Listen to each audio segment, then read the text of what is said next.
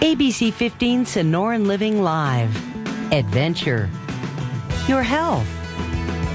Your life. This is Sonoran Living Live. All right, coming up a little bit later, the subtle things that you can do to make a big impression on your next job interview. Coming up next, some of the small things that you can do to connect with your interviewer, and they certainly go a long way toward trying to land a job. We're going to show you how to learn those things and then how to use them to actually get hired. Coming up. It is more important now than ever before to have good interviewing skills and really connect with the person who is interviewing you. There are more and more applicants that you frankly need to stand out among. So Sherry Elliott is the author of Ties to Tattoos. That is the name of her book. It's a very interesting title. We certainly welcome you to the show. Thank you for having me. Ties to Tattoos, which is, you wouldn't necessarily think that's like a advice for how to really knock one out of the park with a job interview, but there's a purpose to that title. That's right. It's how to help people get jobs, stay in jobs, but also to help companies attract, retain, and motivate the talent that they have. And right now, it's really key as we're looking at the change in the economy, and we're telling the younger workforce they have to learn to communicate, and they have to learn to communicate with the Tie generation, and that generation, which is in their 50s and 60s, has to learn to communicate with the Tattoo generation because they believe in freedom of expression. So how do you bridge those two very, very different generations? You have to look at the advantages that we all offer within each of our generations and understand that that's what brings the competitive generations, all of us together in an organization, and that's what makes a difference for each of us. Let's start with some of the mistakes, and then maybe we can learn how to correct them, because I bet a lot of people are doing the same thing. Yeah. Some of the things I try to help people understand when they're interviewing, for instance, you can't text your way through an interview. You actually have to learn to have verbal communication skills like we're having right now as a conversation.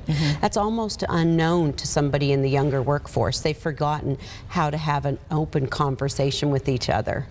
And so you bring up another great point, an open conversation. Some are just kind of, you know, they're free spirits and they're open and they tell everything. Yes. Are there certain things that we should be holding back? Well, I think that comes with maturity. I think from a generational standard, I think the younger generation has lost the art of communication skills, both verbally and written, so that's something we can help teach them. Their resume needs to make sure it doesn't have any spelling mistakes, the grammar is correct. I think that's a major issue. And as we were talking before we came on camera, I wrote the book because I have a 22-year-old daughter, and I fired her 3 times because she spent so much time text messaging and using her phone, and they're always bored. And so even once they do get a job, it's our job as employers to keep them motivated. And the average millennial, which is, you know, between the age of 20 and 28, they're going to have 14 jobs before they're 30 years old, 38 years old. And it's because they always want to stay active and they always want to have their interests kept. So I think it's our job as employers to make sure that we keep this generation motivated. So you talked about basically standing out in a pool of applicants, and how can we do that beyond just having communication skills, having a good resume? What else can we do? Showing that you're committed to the community, that's really important, and that's key right now. A lot of people say, I'm unemployed. You're not unemployed. You're getting paid to look for a job. That's called unemployment. So that's huge. But what are you doing during your unemployment times? You should be sharpening your skills no matter what generation you're in. So I tell people, go back and get technology upgrading. I mean, you don't need to have just 1 degree. Why not have a 2nd degree and work on that while you're unemployed? You should also be volunteering and getting back and giving back to your community.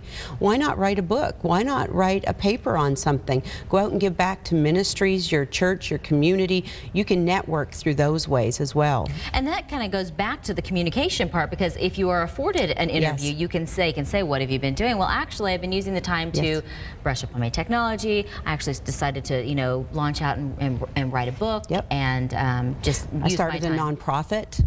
Those kinds of things. Absolutely, and it broadens your skills. And don't go in there desperate. That's my biggest advice for people. Employers smell fear. And the biggest part is, yes, your mortgage has to get paid, we know that, but when you walk in there and they say, what is it that you're applying for? Don't say everything. We're not good at everything. I may be good as a writer or a speaker, but I couldn't do your job. So when you walk in and you apply for a job, you could, by the way. I was letting you know you could. But do not go in there. I'm not a jack of all trades. I'm good at human resources and I'm good at this, and this is where I'm going to sell myself. But you're not going to be able to go in there and just say I can do anything, because what they want is they want somebody confident in their skills no matter what generation you're in. You got to be able to go in and sell yourself. Well, I think this book is good for no matter what your generation you're in also, because whether you're in the tie generation or in the tattoo, you can absolutely glean something from this. So thanks for coming on. You're welcome. Thank you for having me. Your daughter's not working for you right now? No, she's not. Bless her heart. She's going to get back in your good graces at some point when she stops texting. Now, if you have questions about successfully working with other generations, you can meet Sherry at a book signing tonight at 7 o'clock. It's going to be over at Barnes & Noble at Desert Ridge. And you can also find Sherry's tips on our website. Look for those under the Living tab.